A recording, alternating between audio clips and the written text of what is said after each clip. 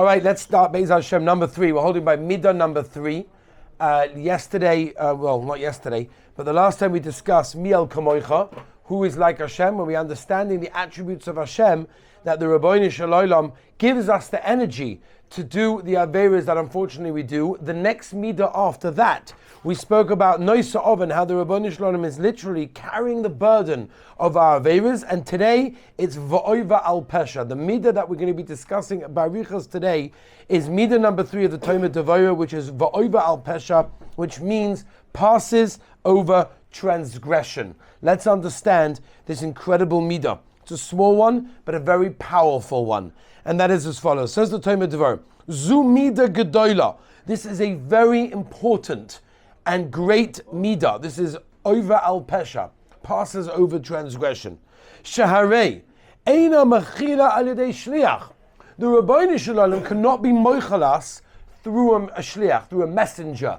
The Rabbeinu Shalom has to moichel us himself, only, b'chvoid of atzma, himself. Ella, al yodoi mamish shel HaKadosh Baruch Hu.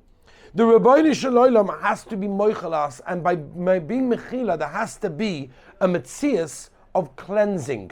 Now, when you wash something, right, that's dirty, you get dirty sometimes. When you have a very dirty table, you're going to get dirty, right? When you're scrubbing or a dirty car. Now, it's true, the end result will be clean, but you might become a bit dirty in the process.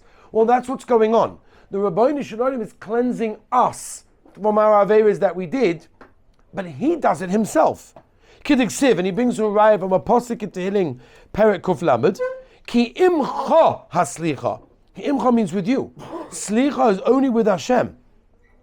That means the Rabbeinu Shalom himself cleans us from our averas.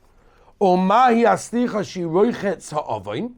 Right? Just like slicha is in the hands of Hashem, that he himself cleans the dirt of the Avera from the one that did the Avera. Kidich Siv, like it says in the Pasuk, Im Rochas Hashem es tsoyas benois tzion, v'chen Siv zorakti aleichem mayim tohorim, v'hainu, and this is what the Middah means, oive al pesha. Sholeach mimei rechitza v'oive v'roichetz ha-pesha. That means the Rabbeinu Shalom is moichel us, but by doing so, he's cleansing us from any averas that may have been collecting dirt around us. So now that we've understood this idea, that the Rabbeinu Shalom himself is the one that cleans us from our averas, which cause this spiritual dirt. So now if we want to go along and emulate our Creator, if we want to be like Hashem in the best way possible, what does this mean for us? What's the practical step that we need to take in order to try and emulate our Creator? So here the Tomor Devorah now says it. He says like this: Hine, mamish kedmus letzorech li'osa adam. If a person wants to go v'halachta b'drachav, to go in the ways of Hashem and try to emulate Hashem, when someone does something against you, I should fix it up. He did something wrong to me. That's his problem. He did something wrong. He started. It's his issue. Let him deal with it. We've heard those lines many times before. Lo yoimakach. Says the Tomor Devorah, absolutely not. You want to emulate Hashem? You want to be a bit more godly than you were before? Don't say that. Rather, you help the friend that did something against you. That when you do an Avera, the Rabbeinu Shalom himself, not through somebody else, doesn't send a cleaner in, doesn't send anybody else in, he himself is here to clean your Avera. Metaken es mu'vosoi, v'roiches soyas avoinoi. Kadosh Baruch Hu is moichel ha'avonos and cleans up all the dirt. Umikan, from here we can also learn another thing, an additional point. Yisbayish ha'odom loshuv lachtoi. That lemaisa, a person should try not to do another Avera. You did an Avera once, you spoke Lashon Hara, you looked at something you shouldn't have looked at, whatever it may be, don't do it again.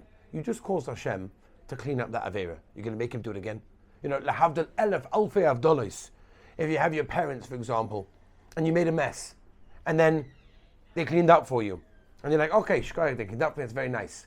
And then, what, you're going to make another mess? You're going to be a lot more careful now, because you just caused them to get on their hands and knees and clean your mess that you made. You're going to be much more careful. Says the Tomor Devorah, you should have that in mind. You did an Avera once, you got Hashem to clean it up, you got Slicha Mechila, beautiful. Try not to do it again. Because you're causing Hashem to go back again and clean up. It's such a chutzpah to do an Avera when you know that the Melech Malchei Amlochim himself is coming to clean up for you. And that's what we have to realize. Which, by the way, maybe I'll take it even a step further. We should be embarrassed to do the sin to begin with. Not only the second time, even the first time. Because we know that we're causing Hashem, the Melech Malchei Amlochim, to come and clean up for what we did wrong. But upon him, what we have over here in Middah number 3 in the Tomor Devorah is that if we want to go along and be like our Creator, when someone does something against us, don't say that's his problem, let him fix it up. Go help him. Because that's what Hashem does. We do something wrong against him. Hashem doesn't say, go sort it out yourself. You could fix it. It's you who did that. Hashem doesn't do that. Hashem comes towards us. He cleans himself our Averas.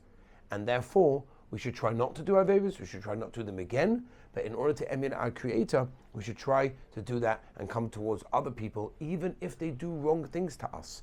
Even if they're horrible to us and they're mean to us and they do all sorts of things against us. If you want to be like Hashem, that's what you do. You try to come towards them and you help them. Be'ez Hashem, join us tomorrow for Middah number 4.